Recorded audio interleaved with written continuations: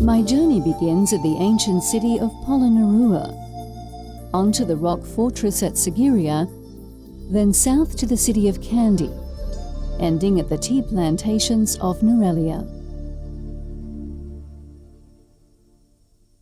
Sri Lanka's capital, Colombo, is a coastal city on the western side of the country.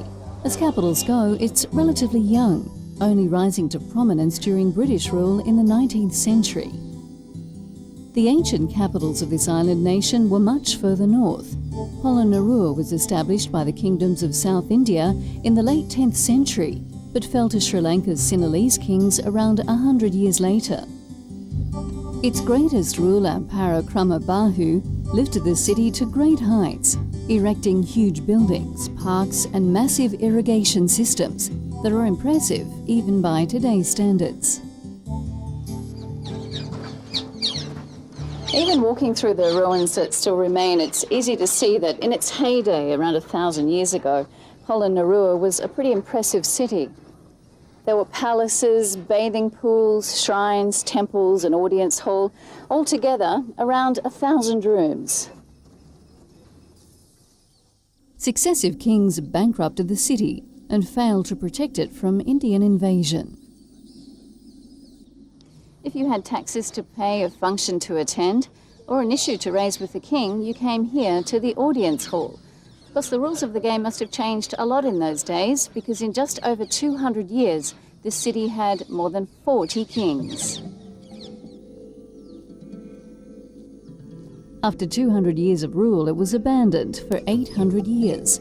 But archaeologists have uncovered a wealth of splendour, including bathing pools and a city quadrangle that housed Buddhist temples, moonstones and pillared buildings.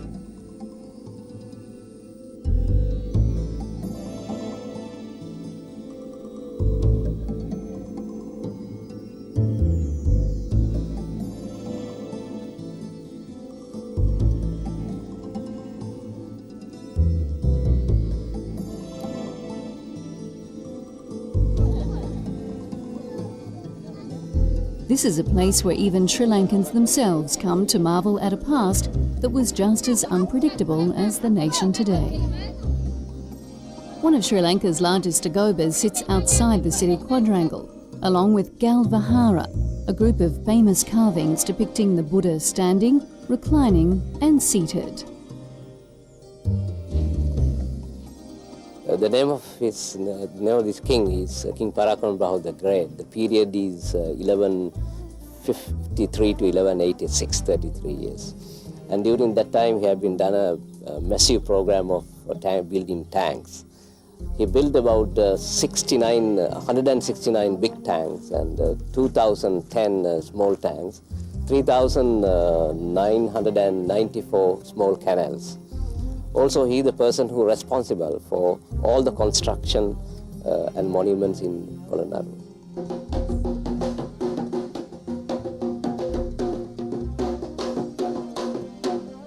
Home for the night was the Deer Park Hotel, a sanctuary hidden among the trees.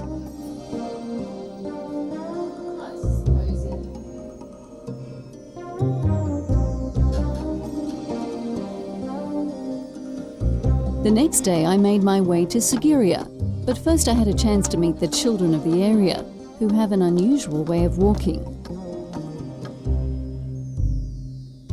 The spectacular rock fortress of Sigiriya has a story that would rival any Hollywood script.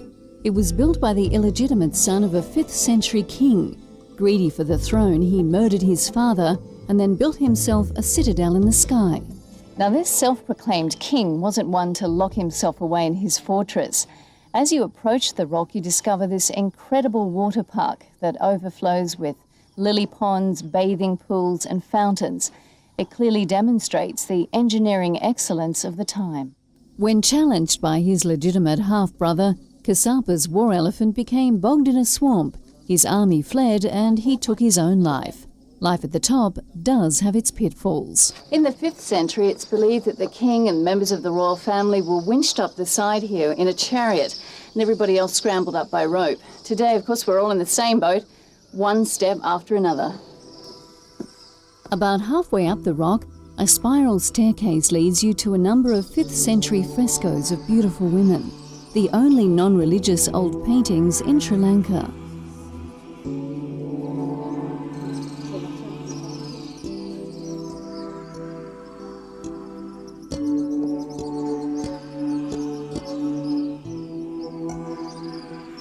From that point, you just keep on climbing to the Lion platform. Sigiriya actually means Lion Rock.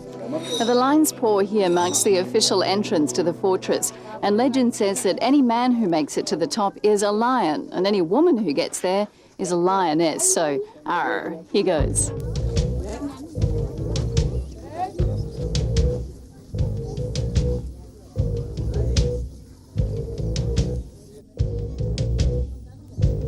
Well, I'm about to climb up to the top. Any advice? Any advice? Take lots of deep breaths, keep your water, and don't for the look lads, down. and don't look down. No. Yes, don't look down. I think that's the best advice. Thanks. No Okay, problem. here we go, guys. Out of breath, but finally at the summit, you can enjoy the jungle view that Kassapa had from his impressive throne. Queen of all I survey. Only foundations remain, but the 1.6 hectare fortress was more like a palace, with a huge pond carved from the stone and spacious rooms.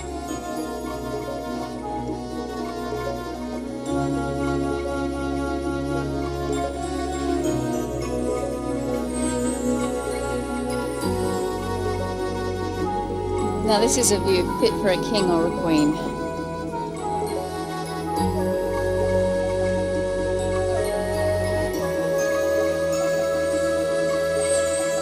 "200 metres up, I was entitled to roar. Arr, made it. Meow." If you thought the climb up looked tough, then wait till you see the climb down. The metal steps are narrow and slippery.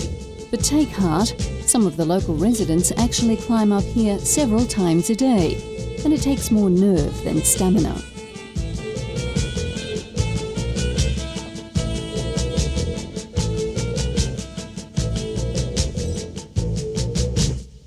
Ironically, despite the crocodiles in the moat below and the soldiers on the ramparts, this rock fortress was defeated by the humble mosquito. The marauding tribes of Indians planted the malaria-ridden mosquitoes in the lakes below, and everyone eventually either died out or moved away. After a brief stint as a monastery, Sigiriya was forgotten for centuries, then rediscovered by British archaeologist H.C.P. Bell in 1898.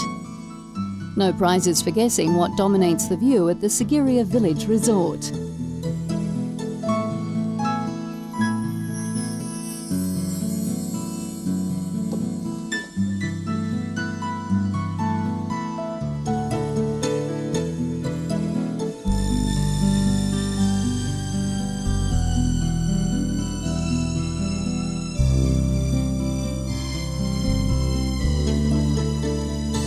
In this idyllic hideaway, you can also experience Ayurveda, the holistic medicine that's been practiced in Sri Lanka for 3,000 years. It involves therapies derived from herbs, oils and massage. This is the head massage, a special head massage. We use a special oil for a special disease, right? Steam rooms and saunas will ease away your worries. This is called steam bath. So this is born in Thailand about 3,000 years back. All are prescriptions to diseases, you know. So we have to select one for our disease, what we should treat. Yeah. Well, so all the prescriptions were written on, what is this, a piece of This bark? all this Sanskrit and Sinhalese. Look at that. Yeah, yeah. And these are ancient recipes Yeah. for prescriptions. These are about 100 years old, this one, yeah. Then music and good food completes the picture.